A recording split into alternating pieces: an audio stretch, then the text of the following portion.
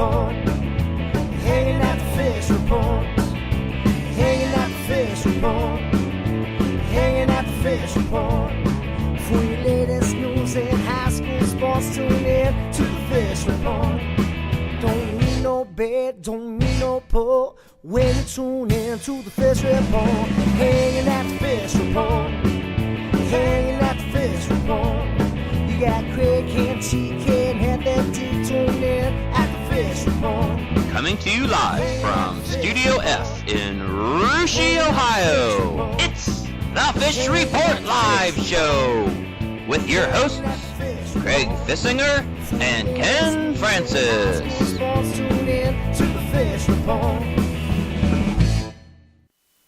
And welcome everyone to another Fish Report Live. My name is Craig Fissinger. That is Ken Francis. Thanks for joining us.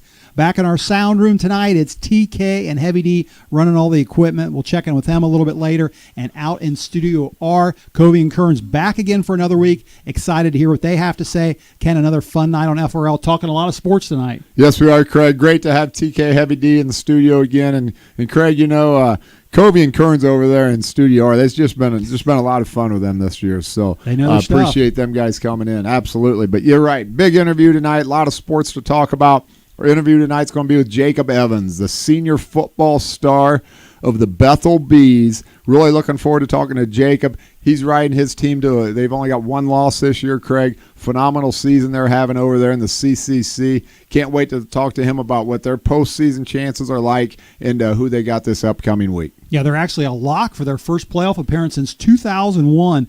And, he's been a big part of that. They actually are going to be a number 4 or 5 seed playing Spencerville. It sounds like for sure Spencerville's got a big rivalry game against Delphus Jefferson on Friday night. So a lot of eyes going to be on that one. But, yeah, excited to ask him about the playoffs and what he's thinking about that. But before we get to all that, just like we do here every week on the show, we have our weekly poll question. What do you have for our viewers tonight? Well, Craig, we're going to have a lot of CCC viewers out there tonight, so we're going to talk some CCC football.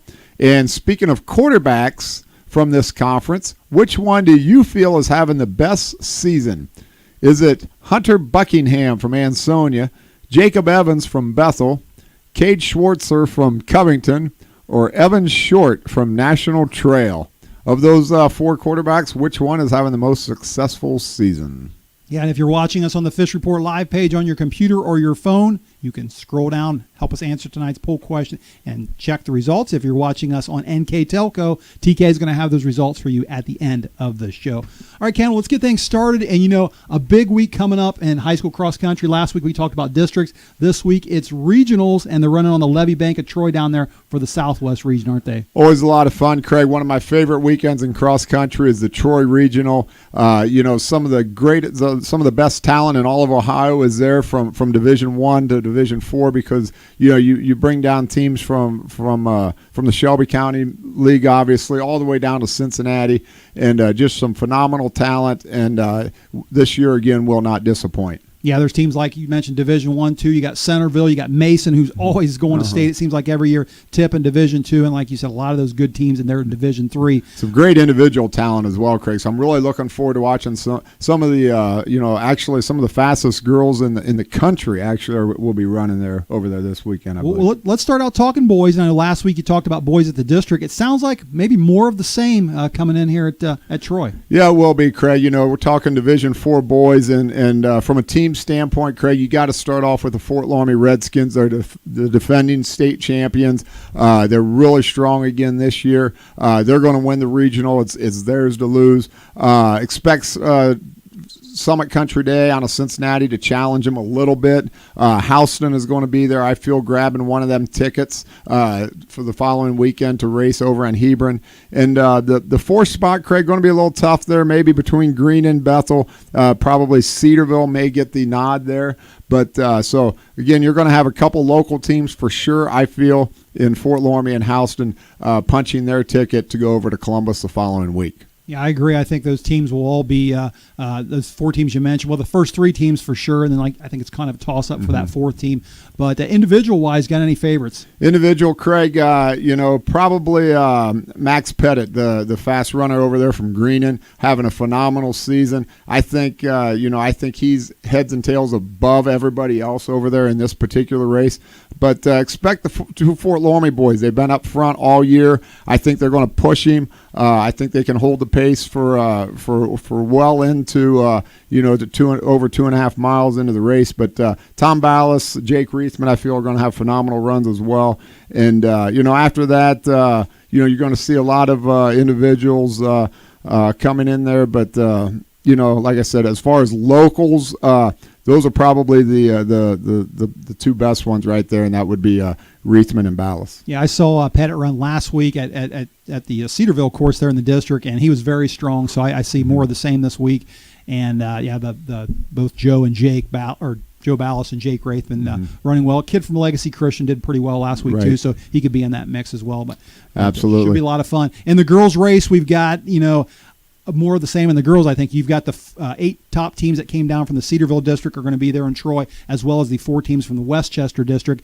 I don't see Westchester figuring into the team results a whole lot. I think it's going to be all that Cedarville district. And last week, of course, West Liberty Salem Tigers won that. I see that happening again. I think they're the favorite on Saturday. And then that second spot, Laramie won last week in Cedarville, and Versailles was third. I see that getting a little closer this week just because of the different teams that are going to be there. I think that Versailles, if they're healthy, which they seem to be last week, I think they could challenge Laramie for that number 2 spot. And then that 4th spot, the all-important 4th spot, because the top 4 teams go to state. Last week at district, we had a tie. We had a tie between the Covington Buccaneers and the Russia Raiders. Both had 137 points, and it came down to the 6th runner. Normally the 6th runner doesn't matter as far as points go, but in a tie, know. In cross country, you never know. In a tie, it does. So it came down to the 6th runner, and Covington did edge out Russia. So I think that that number 4 spot's going to be real interesting. I think it's a toss-up. I think it's going to make for a stressful and exciting day for a lot of cross country fans on the levee bank there. Absolutely, Craig, and it's going to be a lot of fun. It always is. And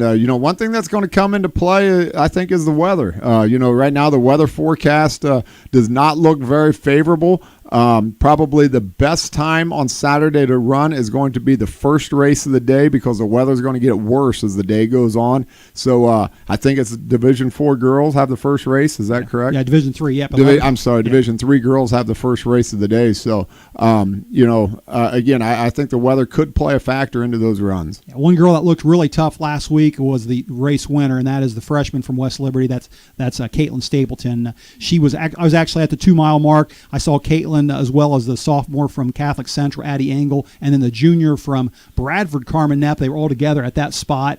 Then Caitlin just seemed to have a lot more strength left in her than the rest. Those other 2, she took off and won that race. A tough competitor. I think West Liberty coach Ann Vogel said it was kind of her coming out party. So I think we're going to see some more of the same from her on Saturday, regardless of the weather conditions. I think she's going to run a good race, but I expect those other 2 to give her a fight. And you never know. Last year, the Catholic Central girl ended up winning that regional race, so we'll see what happens on Saturday. Right. And again, all that action gets started at 11 a.m. with the Division 3 girls, and then every 45 minutes it goes Division 3 girls 2-1, and then the boys, and then across town a little later that afternoon in Troy there will be the Southwest District volleyball finals, and for that we're going to go out to Studio R, check in with Covey and Kearns. They know everything about volleyball we want to know, I believe. And guys, a lot of Shelby County schools, we follow the Shelby County League awful close. A lot of Shelby County League schools going to be playing in those district finals, aren't they? Yeah, and it's going to start off with Fort Laramie clinching their spot in the districts. They beat Houston tonight in 3 sets for their 3rd win over them this season. They will either play Felicity Franklin or Miami Valley Christian Academy. And Daniel has been doing his research and has some pretty good info on these teams. Fort Laramie, I watched them against Russia at home on senior night with Russia. They didn't have their libero, and they were struggling in the back row. They had I believe a sophomore, Taylor Radiman, who's being their libero, and she looked really inexperienced back there. So with their libero back, their back row is going to be a lot better, have more experience back there. And their front row, they were killing it the whole night, but without the passes that their libero was giving it to them, they just struggled against Russia. But with her back there, they'll be a lot better. And they're big hitters. If you get passes to them, they'll kill it. And just like how they did when Russia played at their place in Lormy. They pretty much demolished us in 3 sets, had a lot of command over it, and their hitters, we just couldn't block them or anything. So I'll pick Fort Laramie in 4 on that one. I'll just go with Laramie in 3. I just think they're too strong and have a good volleyball tradition. I think that Cincinnati region is just really weak, and with Laramie having the 2 seed, they have the opportunity to go after that Cincinnati region. And also the same with Jackson Center, who just won in 4 sets tonight over Emmanuel Christian. Might have a little bit of a slip up, but they should have won that game in 3. I think Coach Metz is going to have their team ready to play. Raquel Kessler, the County Player of the Year, I'm sure they'll all be locked in for this game, and I'm sure they'll take this game in 3. They either play Cincinnati Christian or Fayetteville Perry. And with them being the 2-time defending state champions, I think they'll pull this one out. Yeah, I agree with you. Early in the season, Jackson Center Tigers, they were struggling big time. Rushy went to their place, beat them pretty easily in 3. I was there for that game. And then Jackson Center, they turned it around mid-season. Coach Metz really had our girls practicing hard, and I saw a lot of good games. When they came to Rushy, they beat Rushy in 5. It was a hard-fought match all the way through. Versailles showed a lot of good improvements from the earlier rematch. And then we went and then I went to a game where I watched Jackson Center play, and they look really good. So I'll take Jackson Center in 3 too. And the Rushy Raiders clinch their spot in the districts for the 2nd year in a row. And we either get a rematch with the Lehman Catholic Cavaliers or the Riverside Pirates. We haven't got the outcome of the game yet, but Lehman on a little bit of a roll. They came back from a 2-0 deficit to upset 20-2 Franklin Monroe. Franklin Monroe had a record-setting year, but Coach Snipes had his girls ready to play. I watched Lehman. They visited the Raider Dome a little earlier in the year, and they fell in 3 sets, but they got a strong volleyball tradition, and I think that really shows at tournament time. Even when teams with a strong tradition in a certain sport, come tournament time, they come and play a lot better, and I think that's what I'm seeing with Lehman right now. And if they win over Riverside, I think they'd give Rushy a tough challenge. And even if Riverside would win over Lehman, I think they'd give Rushy a tough challenge. But I think Rushy is going to win their first district title in volleyball since 2003, and I think they'll do it in 4 sets. I absolutely agree with you. The way the girls have been playing, they haven't been playing tough competition through the sectional so far, but they won the sectional tonight against Cedarville in 3. And, with that kind of momentum going in against Lehman, I know we lost last year, unfortunately, to them in 5 sets, being up 2-1 over them, I think, last year. And with that, we'll play with a little chip on our shoulder against them. And I know we beat them in 3, and hopefully we don't take that for granted, thinking we're just going to roll over them in 3 again. But hopefully, I think I'll take the Raiders in 3. Yeah, I won't be attending the game, but I'll be cheering from Ohio Stadium Saturday at the Ohio State-Penn State game. So go Raiders for Saturday. Well, stay dry at that one. It That's sounds right. like a little rain in the forecast. Great job there, TK TK Covey and Kearns. Great reports there of volleyball. I tell you what, Craig, those guys, they sure do know their stuff over there. They know their stuff, that's for sure. And guys, you mentioned all 3 of those Shelby County Athletic League teams. This would make I believe, the 8th consecutive year that 3 teams that are playing in Division IV in those district finals. So it says a lot about the league right now. And when you throw Anna in there in Division III playing as well, pretty well represented right now in the Shelby County Athletic League. Guys, I got one more question before we let you go, and I want to congratulate you because I know earlier in the week both of you were participating in something that maybe a lot of viewers out there don't know about, because I was talking to someone from Miami County the other week, and I said, hey, how do you guys do in academia at all? And they said, academia, what are you talking about? I said, academia. I said, don't you have like an academia matches? And they didn't have a clue what I was talking about. I don't know if it's just a Shelby County thing, but it's been going on, since the mid-'70s, academia matches. And maybe you can explain real quick to our viewers what's happening and what you guys did on Monday. Yeah, academia has been going on for the past 42 years, since the 1970s. It's all the county schools and Lehman and Sydney, and it's a 10-round competition with categories ranging in math, science, fine arts, literature, sports, entertainment, and leisure, general knowledge, current events. And you get 6 regular questions, and 3 teams are sitting on tables 1, 2, and 3. And you get 6 questions, and then you get 3 lightning round questions to see who buzzes in the fastest. It's a pretty fun event. I've been in it every year since my freshman year. Sydney's won the event the past 10 years, and they did so again this year. Coach Bickle and his team really take academia real seriously, and they do competitions year-round. But Sydney, they did something new this year, and they wanted to have a tournament. And it was a little different, new experience, but it was really neat. And at the end, Rushy, Anna, and Sydney were in a 3-way tie for first place, so they're all getting their own first place plaque. And I'd also like to send out a thank you to the Academia Board, who picked me for their $300 scholarship. I'd really thank that to help advance my education next year at college. And I really enjoyed academia, and it's just a whole lot of fun. Right, you guys did a great job. I was there. I was one of the few fans there cheering and yelling for the academia team. But I got to admit, sitting up there in the bleachers, I really enjoyed it. And actually, I realized I thought I was pretty smart going in there, but I realized that I wasn't near as smart as I thought I was. So, but Covey, also congratulations to you, first team All County, Brandon Coverman. So in academics, and you did a great job and answered a ton of the questions for the Raiders. So good job to both of you. Kearns, what did you do? Were you sit in the bench or what? Yeah, I'm a big moral support guy for our team.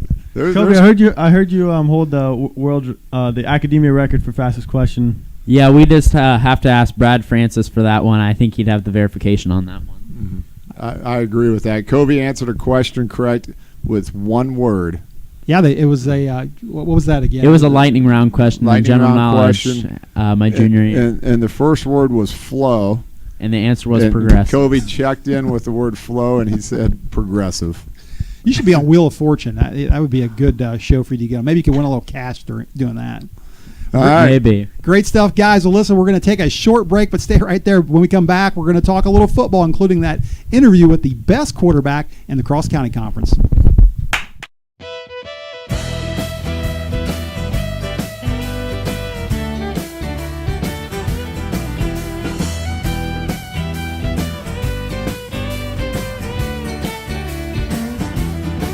My father said it's time to be home man, but don't go and tall in the motherland. You were born with heart, raised on pride. This is gonna go wrong through your bloodline. Oh, oh, oh, loaded, bruised, and slain. Oh, oh, oh, pride in this name.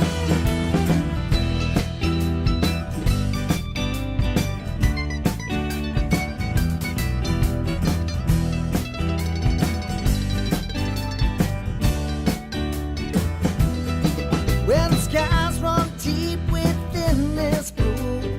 False use devised by foolish views. Religious divide among the may create civil war on my family land. Oh, oh, oh, bloody, bruised, and slain. Oh, oh, oh, pride in this name.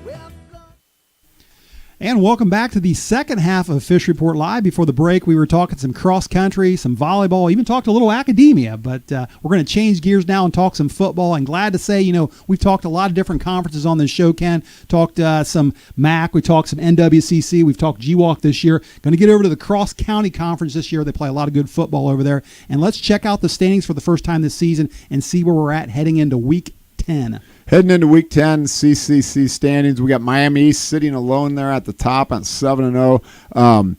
Again, you got Bethel and Fort Laramie just a game behind them.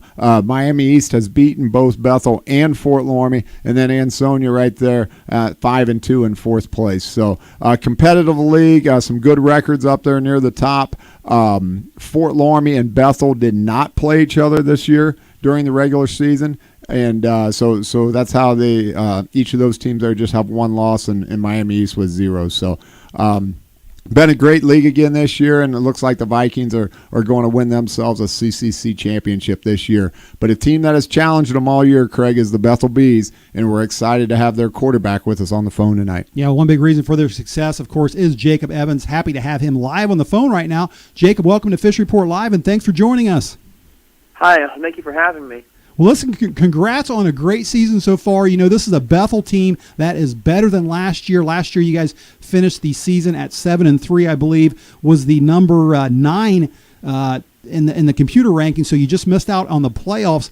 Why is this team better this year than they were last year? Oh yeah, that's right. We were 9. It was really disappointing being so close and not making it.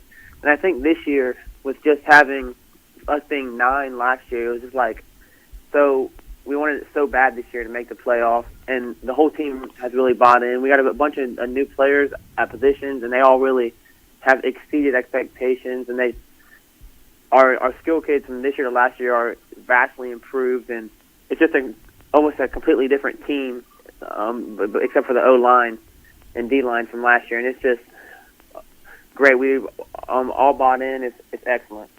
Well, listen, you've been having a fantastic year at quarterback. I know you've got close to 1,200 yards passing right now. You're leading the conference with 16 touchdown passes, and just for fun, I guess you've rushed for 6 touchdowns as well.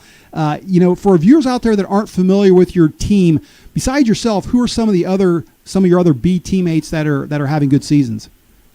Oh, a bunch of players this year are having a great season for us. Our team all around is having a great year. Our offensive line, led by Hunter Shelley and Kellen Calhoun on the right side, has just been outstanding. We've ran behind them all year, and we've ran for almost 3,000 yards on the season. They just mostly been behind them, but the rest of our O-line with Tyler Shootman and Dylan Kelly and Patrick Slenderman have just been great as well. And then in the backfield, we've had Jared Evans and Caleb South split time at fullback, and they've just both been terrific to hand the ball off to.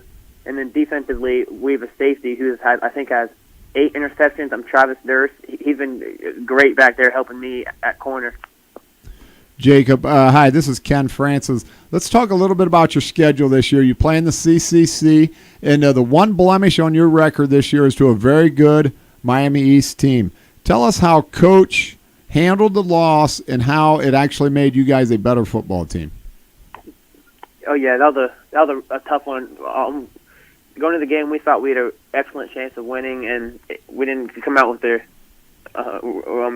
right result we wanted. But after the game, Coach just told us we have a lot of our year left, a lot to look forward to. A lot of goals are still in reach. The only goal we couldn't reach this year, unless something happened, was an East upset so we can tie for the conference, which didn't happen. But we reached our goal of making the playoffs, and we reached a lot of other goals that we had for the year. And I think really, after that game, it was a wake-up call for the defense, especially because we posted, a shutout, 7 points, 15, and then a shutout in the last 4 games. So our defense really stepped up, and our offense has stepped up, and that game was really just a wake-up call about how good our team was at that point and how good we can be. Jacob, let's talk about the upcoming schedule. You got Mississinawa Valley this Friday night, a game that you guys should win very easily, to be honest. Then after that, you turn your focus to the playoffs, and it looks like a first-round matchup with Spencerville, a very good football team. What are your thoughts on this Friday night's game, and are you kind of looking towards the playoffs already, or are you really working for things against Mississinawa Valley, and then you'll focus on Spencerville the week after? Oh, yes, sir. This week has been all Mississinawa Valley. We're really focused on ending our year right and making sure we go 9-1. We don't have any hiccups to end the year. And we're just working on improving stuff. And we're not overlooking Mississinawa because we don't want anything bad to happen. We're just really focusing on getting this win and doing it the right way and having our team fire on all parts, on all aspects, so we're prepared for the playoffs. And then I'd say Friday night when we get home from the bus, if it's a win, we'll be all focused on the playoff game. And I think we're going to be ready for it, and I think we're excited. Jacob, let's shift gears just a little bit. I saw a picture of you and one of your teammates there, Caleb South, on the screen here just a little bit ago. I'm a high school basketball fan, and I've definitely heard of Caleb South. He's a phenomenal basketball player, as you are as well. Let's talk just a little bit about basketball. The Bees season, what do you expect out of that? And if you had to pick a sport between the two, which one would it be? Oh, yes, sir. Caleb South is a great player. He's a great player to play with and play alongside. He's a great leader on the basketball court. And he's really great at getting everyone involved, and he's a great player. But this year, I look forward to a lot of a lot of good things for our team. Last year we won the conference, and this year we expect nothing less but to win the conference again. And we have huge goals set for us in postseason that our coach Brett Kopp has set for us, and we're just really excited for the basketball season. And we have a lot of goals to reach, and our team's going to be excellent this year as well. But if I just choose a favorite, without a doubt, it would definitely be football. I've been a football guy since the time I could put pads on when I was 8 years old. I just love football. Well, Jacob, listen, one of your teammates I know just happens to be your younger brother, and that is junior Jared Evans. I also know that your dad, Garrett, has been very involved in your whole career. I know he coached you for a lot of years, as well as he goes to all your games. You know, being a senior, Jacob, what's it going to be like after you graduate? How much are you going to miss all that? Oh, it's going to be tough. I've been thinking about that a lot this year, about how like every game is my last this, it's my last that, it's my last this. And especially with Jared, me and him on the field a lot butt heads, because when I tell him something to do, he doesn't really like it. He likes to argue with me and stuff, but it's all in love. And it's going to be tough coming back next year and watching him on the field, because next year he's going to be the dude that everyone looks at. And I just hope he has a great year next year. But yeah, I'm definitely going to miss it. The high school football is what I love and what I love to do, and I'm so sad that's going to be over here soon. Well, speaking of being senior, what's the plans for after high school? You going to college anywhere, or you plan on playing any kind of sports at all? Well, I've applied to the United States Air Force Academy. That's my number one goal, is to get accepted into the U.S. Air Force Academy. And if I went there, I would walk on to the academy team. But if not, my plan is to attend a college. I have no idea where yet, but more than likely I'll play football at the next level at a small college somewhere. Well, listen, Jacob, that's all great stuff. I appreciate you being on our show tonight. You did a great job in the interview there. And also good luck to the Bees the rest of the season. And from all of us here on Fish Report, we thank you for applying to want to protect our country, and we really appreciate that, and wish you the best of luck in all your future plans there. And go Bees and get a W this weekend, and good luck against Spencerville. Thank you very much, sir. Thanks for having me on the show. Absolutely. Good luck. Thanks. All right, and that was Bethel senior Jacob Evans. Nice to talk a little CC football. Nice to talk to him. Like I said, one of the best quarterbacks right now in the CCC. Let's get back to the sound room. We got a few minutes, and guys, last week it was a big week for the show. It was actually our big event. It was our 200th show. I know we did a lot of celebrate, and then we did a little celebrating on the weekend too, because Ken over here, his daughter got married. So I saw you guys out there on the dance floor, and I just got to say, you look like he's having a good time. I didn't realize you guys have all the moves you got. Yeah, I think somebody spiked my punch. But congratulations, Ken, Kayla, and Chet. Awesome couple, having fun on their honeymoon. Caught up with a couple Fish Report fans. Spoke with Dave Berger up in Orchard Lake, Michigan. Big fan of the show, so big shout out to Dave. It's a great time, and well, I saw TK out there dance as well. Matter of fact, I saw some video. I'm just trying to figure out how we can get this video on the show at some point. I'm not sure. There's nothing I like better than on a Saturday night to dress up and dance to live music. I ended up on Facebook where I think I'm always on Facebook dancing or doing something. Yeah. So that was just another great night of dancing and live music. Facebook Live, TK was all over the big screen, man. It was great to watch. We just got to figure out how to get that video on the show. We do. We got to get it. So the band was great, and Brother Believe Me out of Lima. So a little shout out to them. They did a great job helping make our day even more special. All right, great stuff, guys. One more thing to do, and that is check tonight's poll question. So while you're doing that, I'm going to have Ken read it for our viewers again. We talked some CCC football tonight, and we talked to one of the best quarterbacks in the CCC. So we asked our viewers, which quarterback is having the best season? Is it Hunter Buckingham from Ansonia, Jacob Evans from Bethel, Caleb Schwartzler from Covington, or Evan Short from National Trail?